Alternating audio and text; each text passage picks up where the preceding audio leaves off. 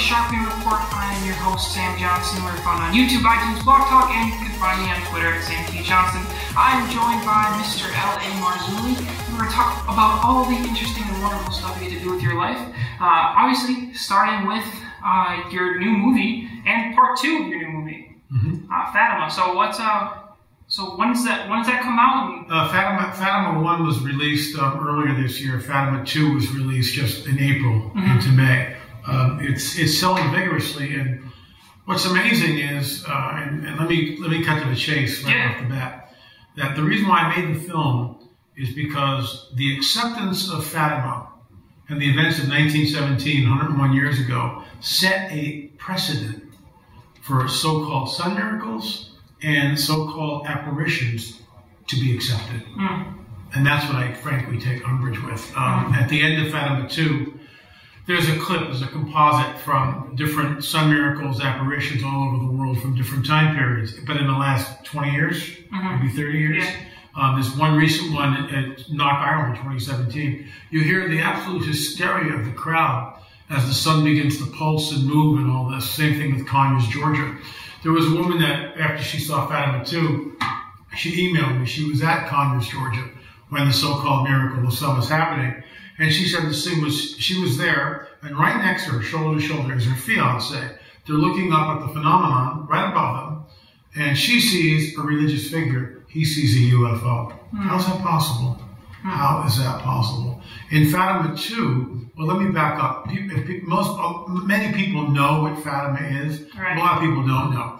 101 years ago, 3 children, Francisco and Jacinta, their ages were 10, 9, and 7, respectively. And they were illiterate. They were tending sheep, and this apparition appeared. This woman appeared over a treetop, and she was wearing a short skirt. So right off the bat, we've got some problems with the narrative. And this is, everything that we talk about in the film is drawn from the 1917 handwritten documents.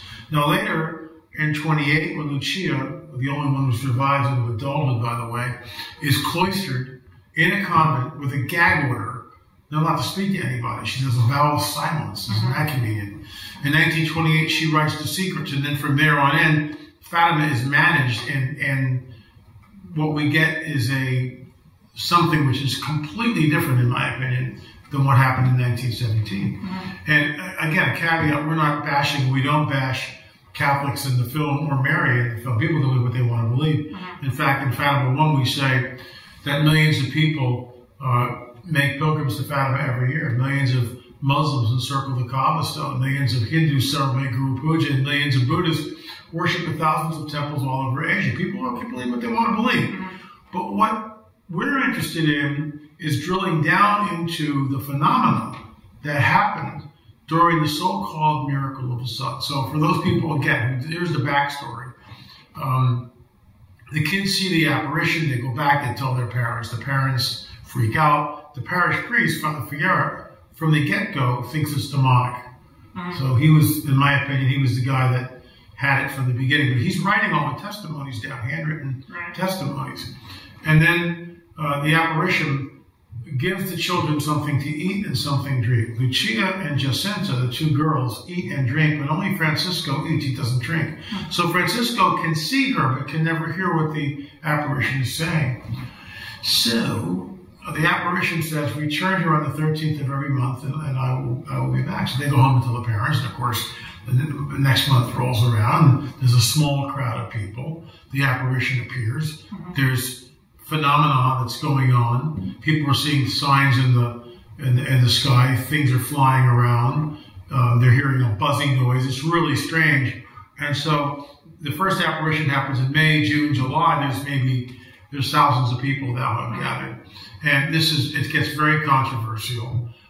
In August, the children don't go. They're not allowed to go. They're being cloistered. The powers that be have them in a jail cell, because all this is, it's getting a lot of press, as it were.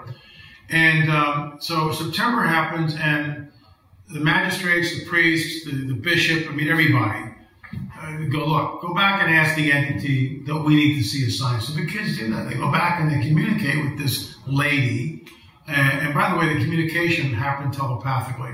The mouth never moved. When the children asked where you're from, she pointed and said, to the sky, from the sky. So the apparition, according to 1917 handwritten documents, never declares it's Mary of the Bible. Never.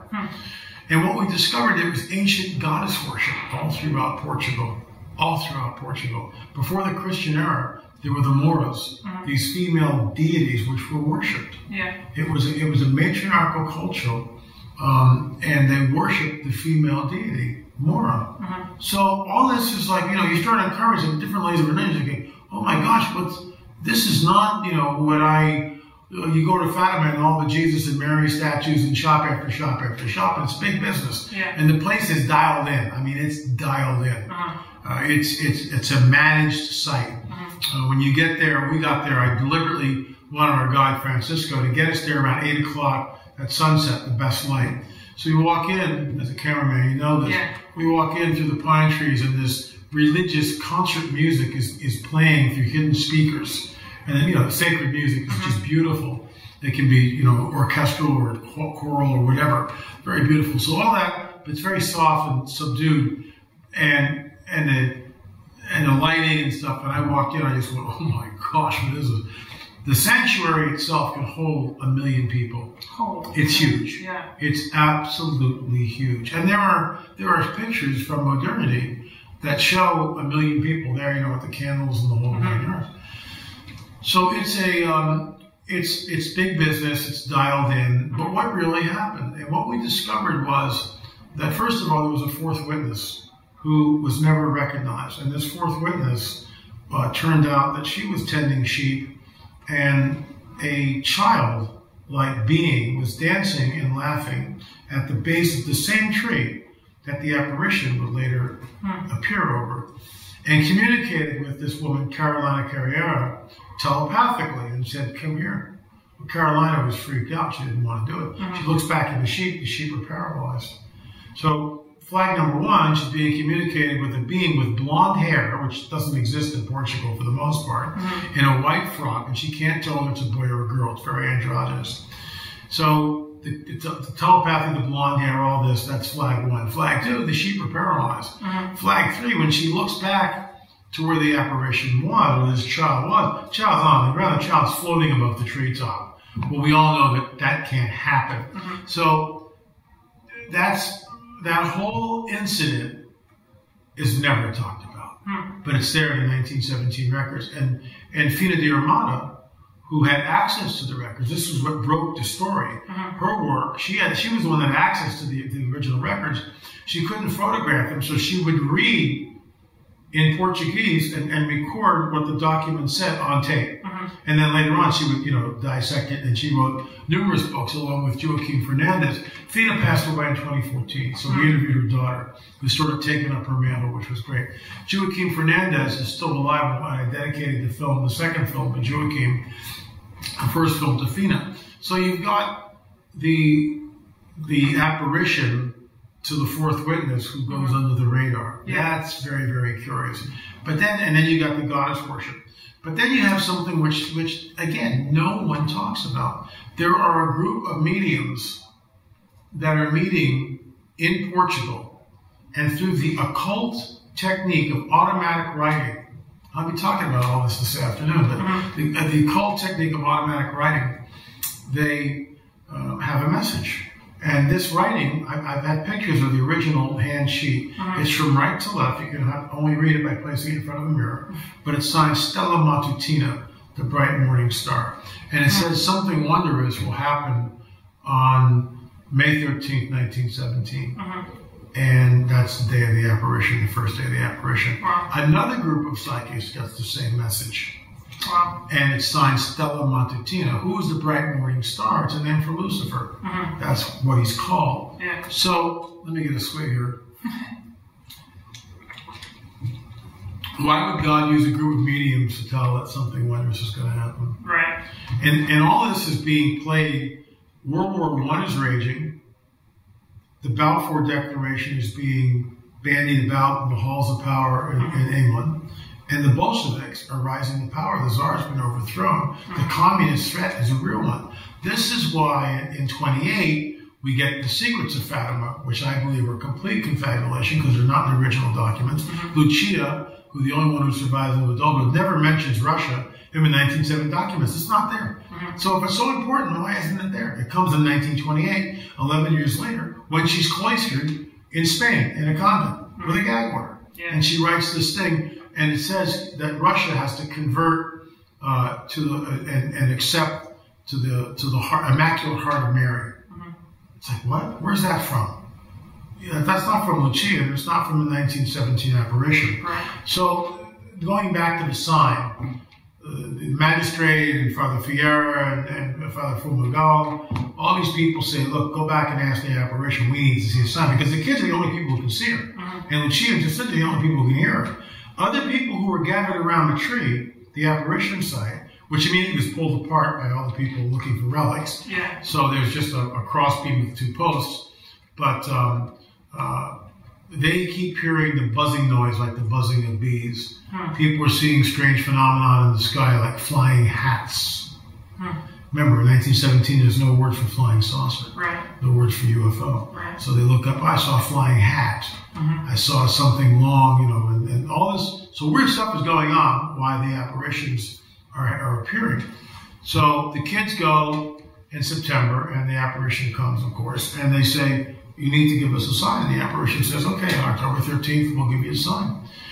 The kids go back and tell everybody, October 13th comes, there are between 70 and 80,000 people in the field at Fatima. It's been raining all into the morning. People were sopping wet. The ground was sopping wet. There are vehicles that are parked, not a lot of them, but there's vehicles. And in 1917, essentially there were no planes in Portugal. Now, we've got that from several sources. We're not sure. There might have been one, maybe a plane in Lima. But for the most part, it's safe to say that 99% of the people standing in that field had never seen any aerial phenomenon at all. End of story. Blimp, plane, you know, dirigible, nothing. And never seen it. And you remember Portugal's, you know, Spain's over here, Portugal's like way over here. So, you know, Europe's involved in World War I. Yeah, Portugal's sending guys over there, but they're not anywhere near the fighting.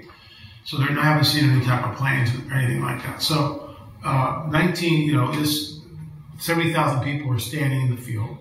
And at 1 o'clock, the children go, she's here, she's here. So the apparition's an hour late. And it's been raining. All of a sudden, the clouds part. And the sun's out. Everybody's going, this is really cool. The apparition's there. Then another cloud moves in front of the sun. And out of this cloud comes a spinning object, a disc-like object, which spins and throws colors down on the crowd. And then it descends like this, and then comes back up again. It does this 3 times before it breaks out and does what we call the flyby. It flies very low in an arcing pattern before it goes up over the heads of the crowd, around 100 feet over the heads of the crowd. And the people who are in the direct line of this, whatever it is, okay, they get burns on their skin, which the same thing we see happen in modern day UFO encounters. They hear a buzzing noise, the same phenomenon that is talked about in UFO encounters. In fact, in Close Encounters of the Fourth Kind, Richard Dreyfuss, the main character, when he leans out the window of his truck, when he first encounters the disc over the car, his car goes off completely, shut off completely. Next morning he wakes up with a sunburn on one side. That's exactly what happened to these people. They're out there and there's burn marks on the skin. The clothes are magically dry. People were seeing all sorts of different things, but lawyers and doctors who were there, and we have this in a little book that Jose Machado, we published his book. People talk, lawyers and doctors stayed on the record, handwritten documents, 1917. I looked up and saw a dull silver disc. Now I'm not making that up.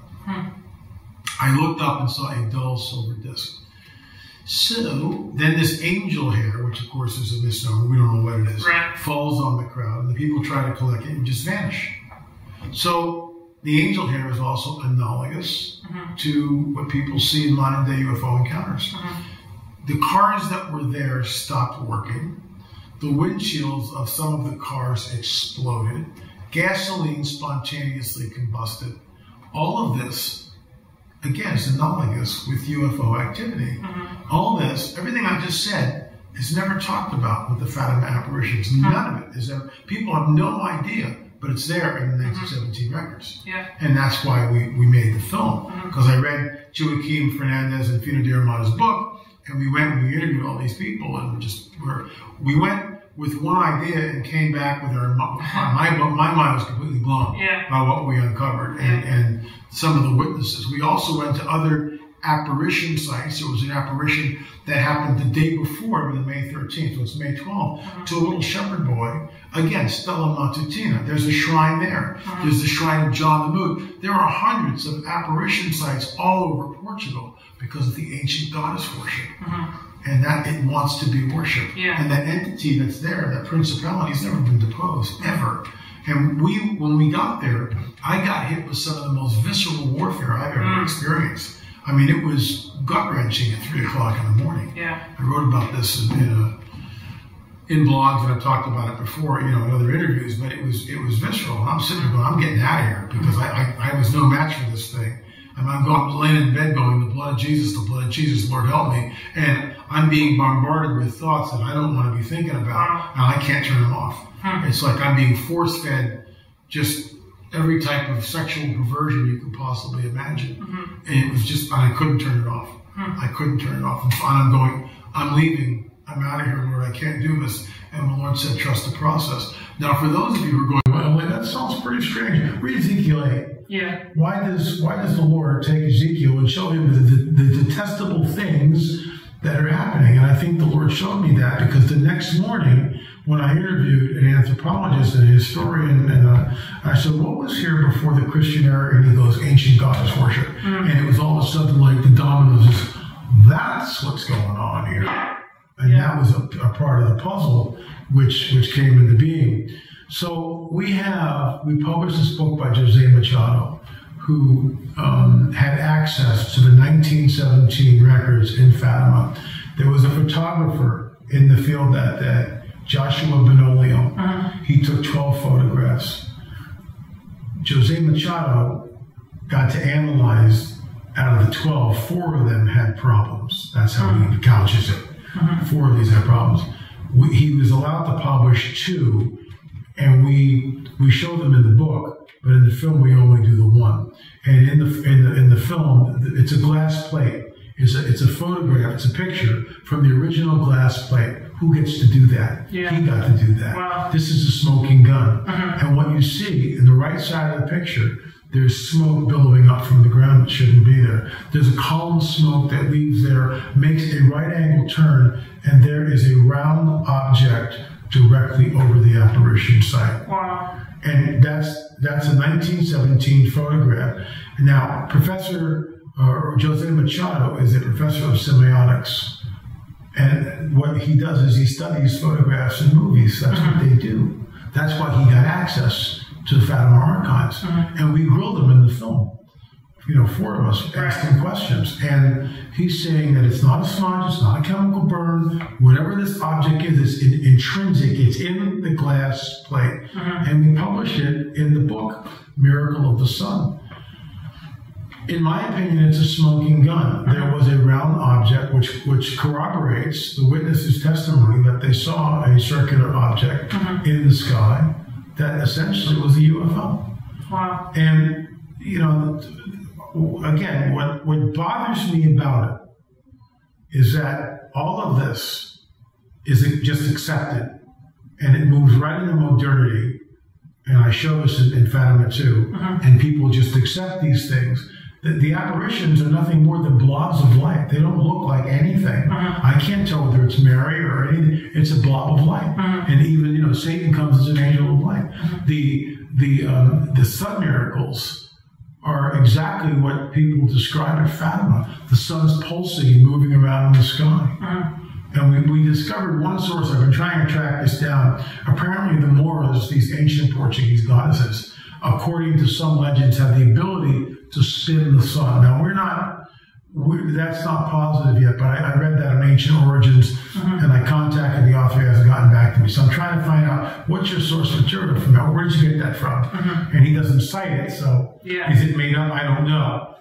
I went with it because in modernity, we have a shot from 2017, Knock Ireland, where the sun is pulsing in India, the sun is pulsing in Nigeria, the sun. I mean, it's just in Conyers, Georgia, the same thing. And again, going back to the two people in the field, one person looks up and sees a religious figure. Her fiance, which is closer than we are right now, sees a UFO. And this is why it's a mixed bag, and it's very troubling to hear stories like that. So that's what the films. It's investigative journalism, but it's investigative filmmaking is really what it is. And I think, and we're fair. We're not bashing Mary. We're not going, oh, you Catholics are. We never touch that. But people who write and think I'm being antagonistic towards the Catholic Church, I'm not. And I write them back and I go, have you seen the film? No. How can you possibly judge what's going on in the film? People have a right to believe what they want. If you believe it was Mary in the Bible, go ahead. I'm not going to, believe what you want to believe. Everybody has the right to believe what they want to believe. I'm just saying this is the evidence that we uncovered. And when you look at the documentation and you look at the film, I mean, I don't see how you can draw, and you look at the picture from Jose Machado, that's the smoking gun. That is the smoking gun. That picture lay in the Fatima archives for almost 100 years before one man, Jose Machado, took the photograph and analyzed it and said, look, there's an object, but there's 3 other pictures which have circular objects in them. He wasn't allowed to publish those. Wow, that's very interesting. That was a very good summary of everything. I do wonder, because a lot of I respect you not criticizing the Catholic belief or even going after them. So if you don't want to answer this question, it might kind of go on that boundary a little bit.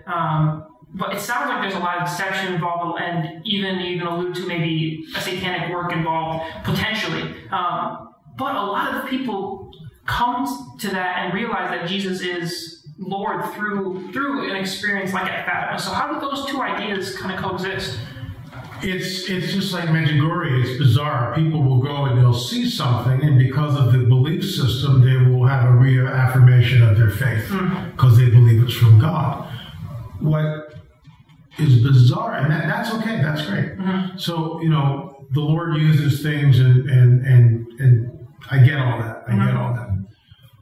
The danger is this: they've seen a sign, and that sign has changed them into. But that doesn't mean that they're born again and spirit filled. Right. See, it doesn't. Just because they have an acceptance of something doesn't mean, because this is the words of Jesus, not me. So if you have an issue with that, take it up with him, as Chuck Missler used to say. But Jesus says to Nicodemus, unless you're born again, you cannot enter the kingdom of heaven. Nicodemus goes, what are you talking about? How can I go back in my mother's womb and be born again? And Jesus says, you're born from above. So there are Catholics in my own family who, when I mention being born again, they look, well, what does that mean? What is that? They don't even know.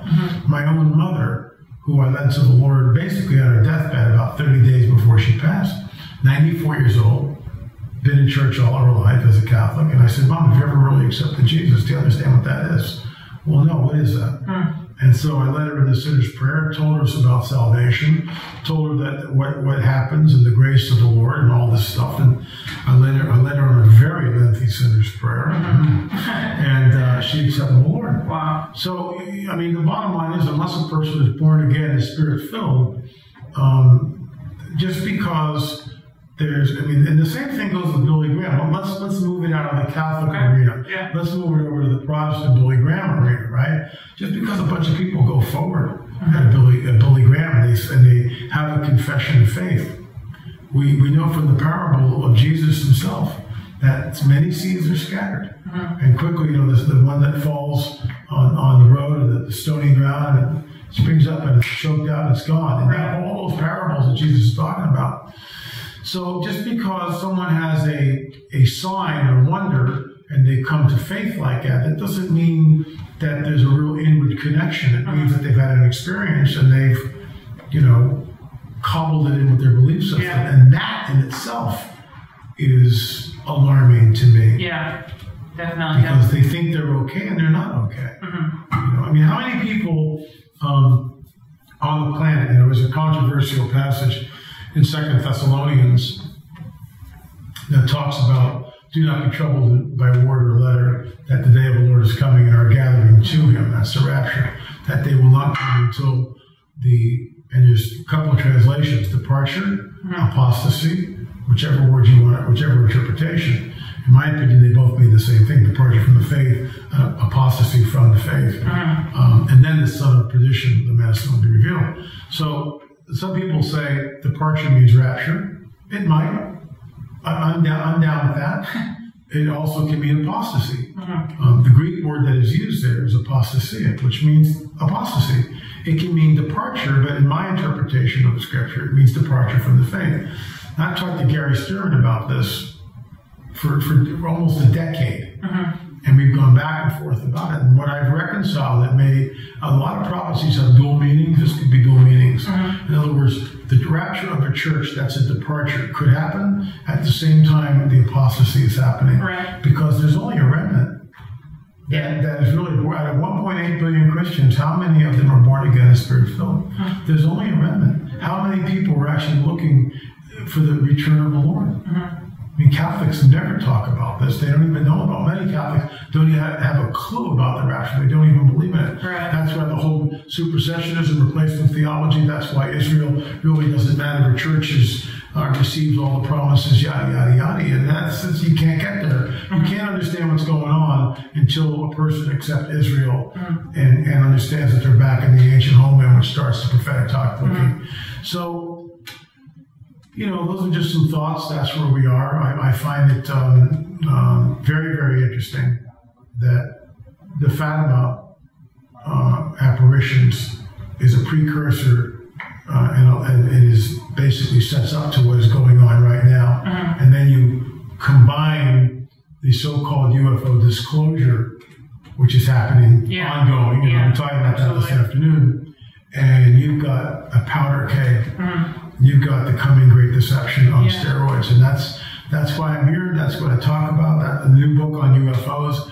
It's not a rehash of old stuff, although there is some old material in there, because I realized that we only sold maybe 20,000, 30,000 copies of the book. How many people are on the planet? So I've reworked some of this stuff and copied one thing from the Cosmic Chess Match. There's a lot of new material in there, and some of it's very disturbing because. And I talk about this in the book, there are now 1 billion abortions with a B. That is a blood sacrifice to Satan. That changes the atmosphere. That means that many of the prayers, in my opinion, they go up, they hit that dome, that covering, and they bounce right back.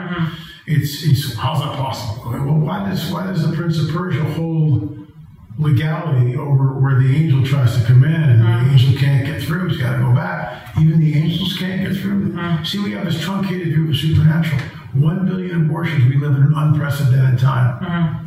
And so what we're discovering is Christians are being abducted, and they will call out on the name of Jesus, and nothing happens.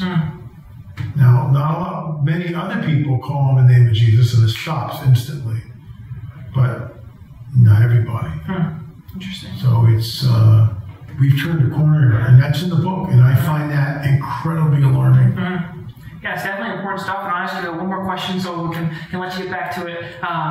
Because the part of your story that I found really intriguing is the spiritual warfare aspect. We end on that last comment, so that's great. And being and having to leave because it was so fierce. Do you think Christians are called to maybe go out and maybe more group force and attack those things and try to take down that stronghold that all those gods worships? Are we supposed to be involved with that? Here's the deal. Absolutely. Here's the deal. Every Sunday, there are, 100,000 churches. I don't have the number. Thousands and thousands and thousands of churches all over our country get together. How much corporate prayer is there? 30 seconds? A minute? Pray over the offering. That's it.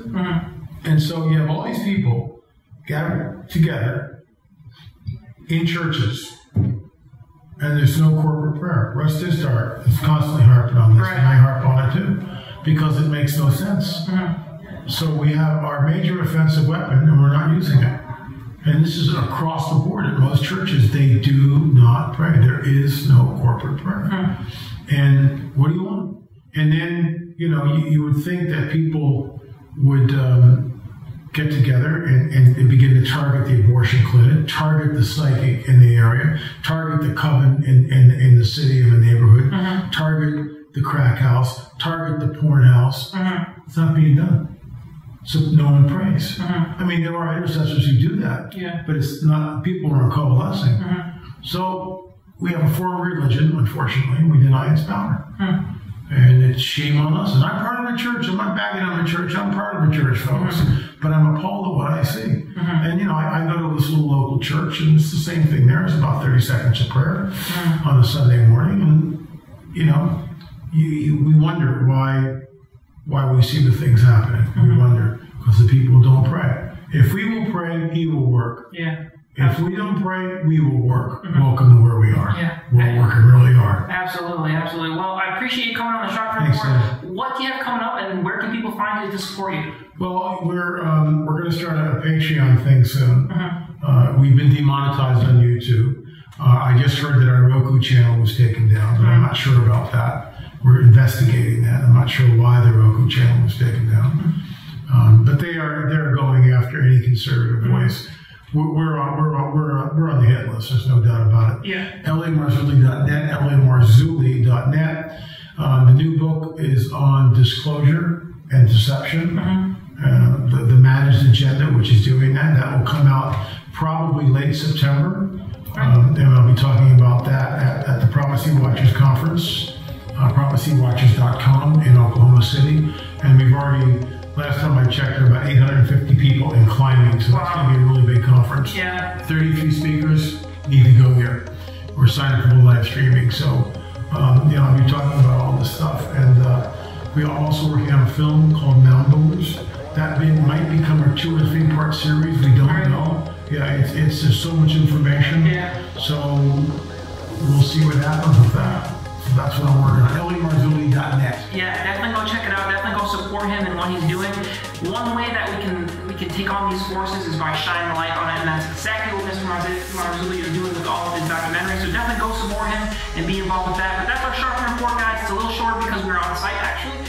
So I always appreciate it. I'm not going to ask you to like, subscribe, or share, but you know I appreciate you do. I hope you enjoyed the show, and I hope that you have a great week.